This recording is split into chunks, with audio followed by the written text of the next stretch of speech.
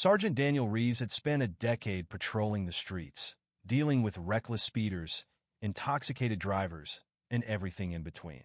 He thought nothing could catch him off guard anymore. But that night he was wrong. It was a slow, uneventful Tuesday, the kind where the silence of the deserted road and the soft crackling of the radio were his only company. The moon loomed overhead, casting a silvery hue across the lonely highway. Then he spotted it, a sleek navy blue sedan swaying slightly between the lanes. Instinct kicked in. He flicked on his siren, the red and blue lights flashing in the dark like a warning. The vehicle hesitated before easing onto the shoulder. Daniel adjusted his cap, exhaled deeply, and stepped out of his cruiser. "License and registration," he requested, his voice calm yet firm. The driver's window rolled down, revealing a woman in her late 20s. Her chestnut brown hair was loosely tied back, and her striking hazel eyes met his without a hint of panic. She handed over the documents in silence. Daniel glanced at her license, but something else snagged his attention, a tattoo peeking from beneath her jacket sleeve. It was a delicate design, a crescent moon with a small star nestled inside. His breath caught in his throat. He had seen that tattoo before. It was a symbol tied to a past he had tried and failed to forget. 2 decades ago, Daniel had been just a boy living in a sleepy town with his parents and his younger sister, Sophie. Sophie had been his world, bright, full of dreams, and always believing in the good in people. She had adored the night sky and had that exact tattoo etched on her wrist, a reminder of her dream to one day study the stars. But then one terrible evening, Sophie vanished. She had gone out for a short walk and never returned. The town searched for weeks, but there was no sign of her. Eventually the case went cold. His family was left broken, forced to live with a pain that never faded. And now, here he was, staring at the same tattoo on a stranger's wrist. Daniel swallowed hard as he returned the documents, his fingers slightly unsteady. "Where did you get that tattoo?" he asked, his voice barely above a whisper. The woman's expression remained unreadable. "It's a long story," she murmured, "but it's not mine." A chill crept up Daniel's spine. "What do you mean?" The woman hesitated before reaching into her glove compartment. She retrieved a worn-out photograph and held it out to him. The edges were frayed, but the image remained clear. A young girl with warm brown hair and bright hazel eyes, smiling gently at the camera. A crescent moon and star were visible on her wrist. "This was my mother," the woman said. "She left this card to me, and the tattoo was hers. She told me it symbolized hope, that even in the darkest times, you should never stop searching for the light." Daniel felt like the ground had vanished beneath him. "Your mother. What's her name?" The woman hesitated, then spoke a name he hadn't heard in 20 years. "Sophie. Sophie Reeves." His heart thundered in his chest. It couldn't be. For years, he had grieved her, buried her memory deep. And yet here was her daughter, alive, sitting right in front of him. "Sophie," he whispered, the name barely making it past his lips. "She's alive?" Tears brimmed in the woman's eyes as she nodded. "She is. She's been living under a different name in another state. She never stopped searching for her family. But she was afraid of what would happen if she came back." Daniel's vision blurred as a whirlwind of emotions surged through him. Disbelief, sorrow, joy, and an overwhelming sense of longing. He reached out, placing a firm hand on the woman's shoulder. "Take me to her," he said. "I need to see her." The drive felt endless. His mind swirled with questions. Why had she stayed away?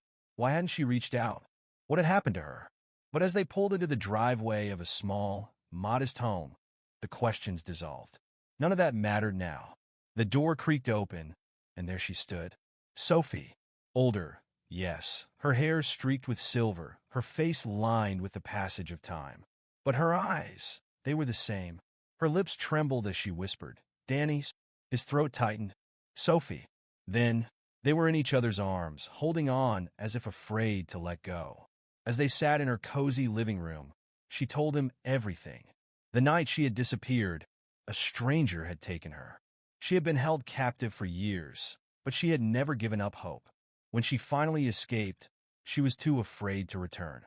She had started a new life under an assumed name, always looking over her shoulder. But she had never forgotten her family. "I thought about you every day," she sobbed. "I wanted to come back, but I was terrified.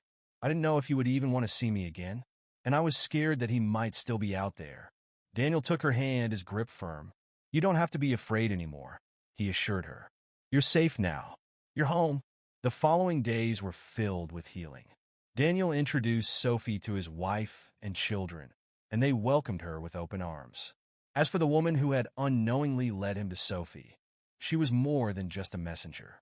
She was Sophie's daughter, yes, but she was also living proof of the unbreakable bond that ran in their family. She had grown up hearing stories about her uncle, always wondering if she would ever meet him. And now, finally, she had. In the days after their reunion, Daniel wrestled with a flood of emotions: relief, joy, disbelief. For years, he had grieved Sophie, believing she was gone forever. And yet, here she was standing in front of him alive.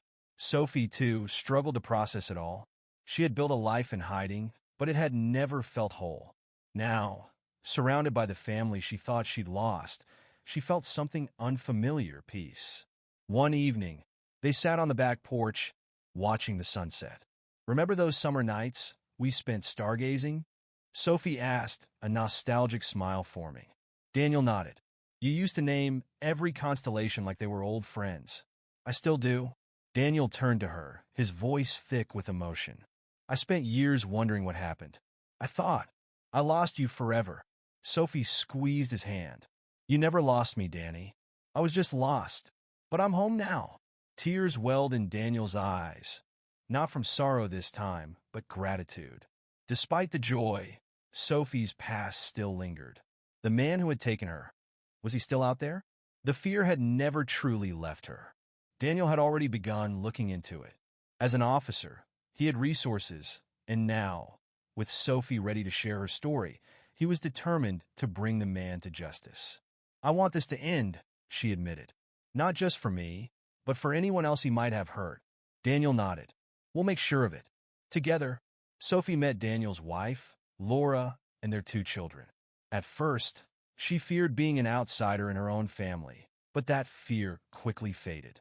Laura embraced her like a sister, and the kids, eager to know their long-lost aunt, bombarded her with questions about her life. And then there was Emily, Sophie's daughter, the one who unknowingly led her uncle back to her. One evening, as they prepared dinner, Emily turned to her mother. "You really missed them, didn't you?" she asked softly. "Every single day." Emily hesitated before adding, "Now I understand why you always told me never to give up on the people I love. You never gave up on them, and they never gave up on you." Sophie pulled her daughter close. No matter how much time passes, family always finds its way back. As the weeks passed, Sophie settled into a life she had once thought impossible. The nightmares didn't disappear overnight, but with Daniel by her side, she faced them. One evening, they sat on the porch, gazing at the stars. "I used to think I'd always be the girl who disappeared," Sophie murmured. Daniel squeezed her hand. "You're here now. That's what matters." She smiled, leaning against him, finally at peace. The past had taken so much, but the future was theirs to create. Together, they could face anything.